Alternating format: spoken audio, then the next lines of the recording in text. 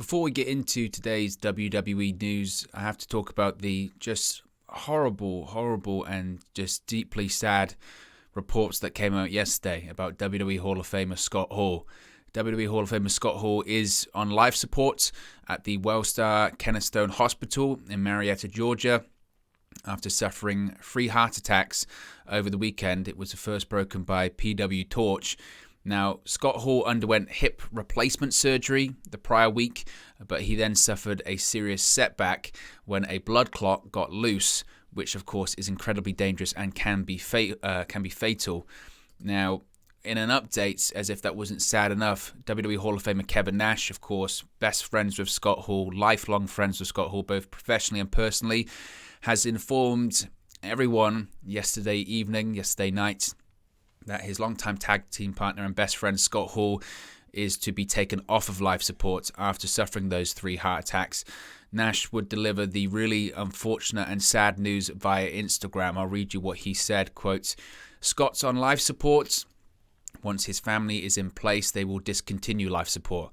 I'm going to lose the one person on this planet I've spent more of my life with than anyone else. My heart is broken, and I'm so very effing sad. I love Scott with all my heart, but now I have to prepare my life without him in the present. I've been blessed to have a friend that took me at face value, and I him. When we jumped to WCW, we didn't care who liked or hated us. We had each other. And with the smooth Barry Bloom, we changed wrestling both in content and pay for those, a lot that disliked us. We were the outsiders, but we had each other. Scott always felt he wasn't worthy of the afterlife. Well, God, please save some gold-plated toothpicks for my brother. My life was enriched with his take on life. He wasn't perfect, but as he always said, quote, the last perfect person to walk the planet they nailed to a cross, end quote. As we prepare for life without him, just remember there goes a great guy. You ain't going to see another one like him again. See you down the road, Scott. I couldn't love a human being any more than I do you." And, you know, as I mentioned, it's just incredibly sad. And, you know, I really hope that we don't have to talk about this more, you know, and I would hope that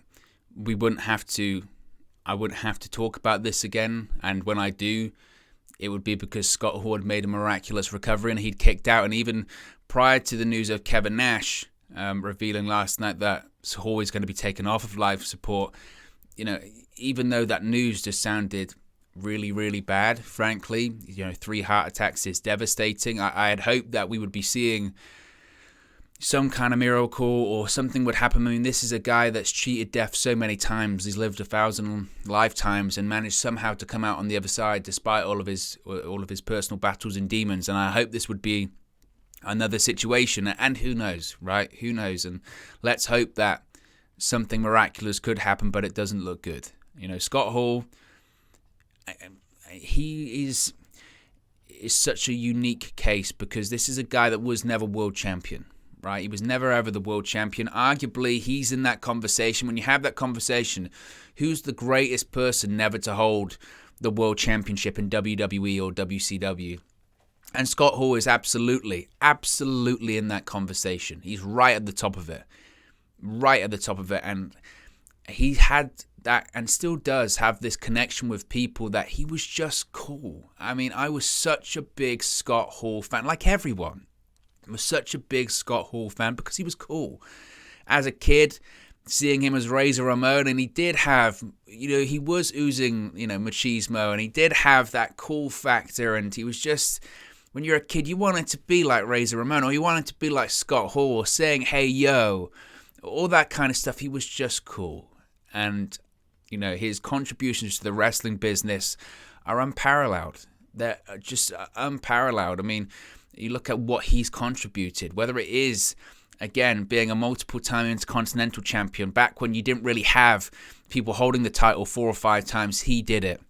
You got him in that legendary, revolutionary ladder match with Shawn Michaels at WrestleMania 10. Fast forward, you know, even before that, right, you had the first big angle on Monday Night Raw with him and the 1-2-3 Kid, and that eventually turned him babyface. The first big upset that they never saw coming, that kind of situation. After that, you have him go to WCW. He's the first guy. He's the first guy that sparked the biggest angle in professional wrestling history. He's the guy that walks from the stands into the ring and the people just leave that are inside of the ring. You know who I am, but you don't know why I'm here. That's Scott Hall. He begun all of that. And then it morphed and grew into the NWO, and it was because of him and Kevin Nash that was so over as the outsiders that Hulk Hogan went, yeah, I want to get on that train because that's money. And he was money, and he was cool. And yeah, obviously people will remember him also for his personal demons and his battles, and as Kevin Nash says, he wasn't perfect, but who is? Who is perfect? And seeing him go down to the depths of despair and come back through the help of people like DDP and the accountability crib and managed to fight back and get to the point where you can see in the screen right there where he was inducted into the WWE Hall of Fame in 2014. And his speech, ironically, that night was one of the shortest speeches. And I posted the clip on social media, and it's just so true, you know. Dreams come true, hard work pays off, bad times don't last, but bad guys do. And it's just incredibly, incredibly sad. And, you know, this one hurts different because, again, myself personally speaking for myself, I was such a big fan. You know, even to the point where his run with WWE when he came back in 2002 lasted, like 6 weeks, a couple of months, if that. But I was obsessed with it. And I know he wasn't in a good place at the time, but I was obsessed with that. I was obsessed even when he came back to TNA in 2010. And he wasn't in the best shape then, mentally, physically, all of the above. But even then, I still thought he was cool. I really did. Watching his YouTube stuff, Last Call with Scott Hall, it was great. And it's just so sad. So sad. And, of course, if and when we hear any more news, we'll talk about it here on the channel. But it's horrible, horrible news. And like I said, thoughts and prayers go out to the Hall family. Thoughts and prayers go out to Scott Hall himself. And whilst he is going to be taken off of life support once his family is ready and surrounding him, you know, we can only hope and pray that something miraculous happens. I really hope so. But Scott Hall, you're in our thoughts. You will always be the bad guy. And I don't really know what more to say, frankly. But Scott Hall, you're in our thoughts. You're in our prayers. And we'll move on with the show.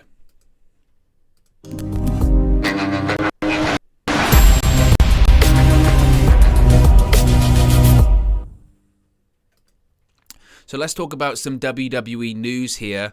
Let's start off talking about the possible first look at the WWE Unified World Heavyweight Championship. Of course, Brock Lesnar is going to be facing Roman Reigns in the main event of WrestleMania Sunday, WrestleMania Night 2, WrestleMania 38. And we might have a possible look at what this new championship is going to look like. Of course, it's winner take all, title versus title. And people are speculating, are they going to be carrying around both bouts? Are they going to be carrying around one bout? Is whoever wins, are they just going to be carrying around their bout? What's the situation? What's going to be going on? Well, we have a bit of a better look at what the title is going to look like. And frankly, don't get your hopes up. I was hoping that with them unifying the titles, we would see something different, creative, unique. I hoped we would move back to the WWE World Heavyweight Championship, which really was the WCW Championship, but, you know, or we would be moving towards, you know, the Big Eagle or the Winged Eagle or whatever, something just different, rather than what you can see on the screen in a second, which is just a giant bout with a giant WWE logo. It's a marketing tool, because that's why they send it out to all of these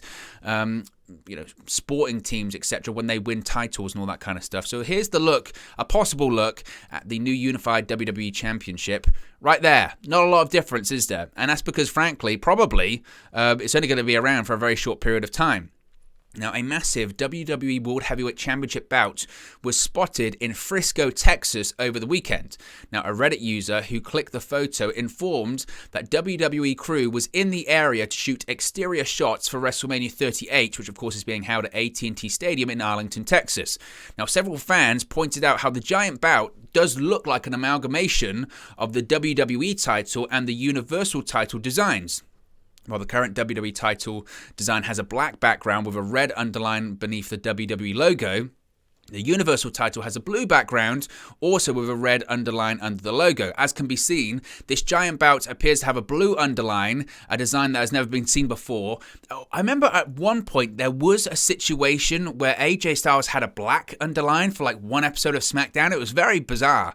Nevertheless, another user pointed out the same. The same giant belt was on display during the WrestleMania 38 on-sale party at AT&T Stadium. So it could mean nothing. It could mean nothing. Who knows? Now, WWE does reportedly have plans to crown a new world champion for the Raw brand in the future, when Roman Reigns wins. Either way, despite the belts being unified, they're not going to be unified for too much long. They're not going to be unified for long, basically, after WrestleMania, because WWE's decided. Let me know your thoughts. Is this just a prop, or is this something that maybe hints to what this bout is going to look like? I don't know, to be honest. I really don't. It's odd that they would go with the blue stripe, but I feel like people might be looking into it maybe slightly too much. Let me know your thoughts in the comment section below. Let's talk about Cody Rhodes. Yes, I know, we have to. But reportedly, at least one AEW EVP believes free agent wrestler Cody Rhodes is indeed bound for WWE, according to a new report from Fightful Select. Now, the report noted that as of last weekend, at least one AEW EVP, quote, fully believed that Cody Rhodes was signed or was signing with WWE and would face Seth Rollins at WrestleMania. Now, the news outlet noted that they haven't been able to confirm Rhodes' WWE status or a potential debut date as of right now. Last week, the Wrestling Observer newsletter reported that Rhodes' WWE situation was, quote, back up in the air, end quote, with WWE Creative being asked to hold off of plans until Rhodes signs a WWE contract. The report also noted that Cody Rhodes versus Seth Rollins was previously penciled in for WrestleMania 38, but that was when Rhodes was expected to sign with WWE. According to Dave Meltzer, upper-level WWE sources, quote, don't know what happened with the Rhodes talks and have halted all Rhodes-related plans. With tonight's Raw being held in Jacksonville, Florida, there has been a lot of chatter on social media of Rhodes returning to WWE TV this week. To be honest with you, I'm very tired of all of these Cody Rhodes non-reports. I mean, the report from Fightful Select is valid by basically saying there's an AEW EVP that thinks Rhodes is signed or is going to sign. Some of the Dave Meltzer stuff, to be honest, over the course of like the last 7 days has been ridiculous. You know, I legitimately saw a quote where he was saying on the Wrestling Observer Radio, he could debut on Monday, or he might just be taking a break and not come back for a year. Well, what is it? I mean, what is that? Basically, that just say, I don't know. Just say, I don't know what's going on. You know, it's this whole, we've got to put it out because it's a story and that's our job. And I get it. That's how the system works. But come on, if you haven't got anything to say, then don't say it. Tonight's the night. That's probably the best way to look at it. If he doesn't appear on Raw tonight, he ain't appearing.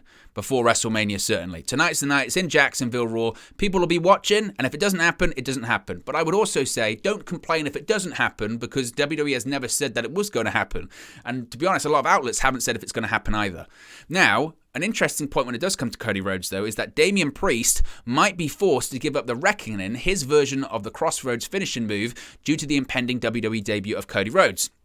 Now, on last week's Raw, Priest furthered his rivalry with Finn Balor, attacking the new United States champion during his match of Austin Theory. Now, fans must have noticed that Priest dropped Balor with the Razor's Edge, but didn't use the Reckoning. Now, according to Fightful Select, although WWE agents/producers have not been briefed on Cody's impending debut or signing, those close to the former AEW EVP weren't aware that Priest didn't use his finisher on the WWE television show last week. The report also quoted one WWE producer as saying, Priest ditching the finisher wasn't an accident.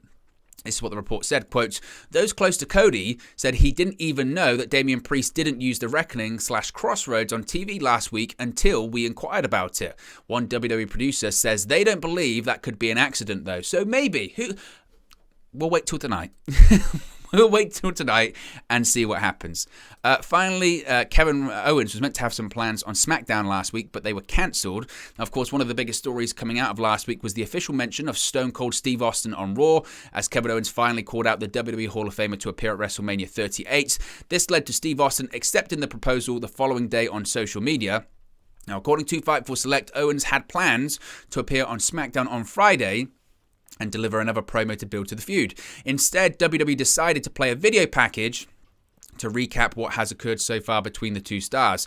It was noted that the scrapped promo for Owens was produced by Jason Jordan. It's unclear if this was due to timing issues, Vince McMahon's extra hands-on approach to the script this week, or something else unrelated. Frankly, I don't think it needed it. To be honest, I don't think it needed it. So I don't think it was, the end of the world that he didn't appear, and I'm sure he'll continue that on Raw. And I don't think Austin's going to appear before WrestleMania anyway. So again, I don't think that was the worst. I don't think that was a massive issue that he wasn't on the show. Anyway, guys, let me know your thoughts in the comment section below. Be sure to like and subscribe to Wrestle News 365, and also send your thoughts and prayers to Scott Hall and the family of Scott Hall. I'll speak for you again very, very soon.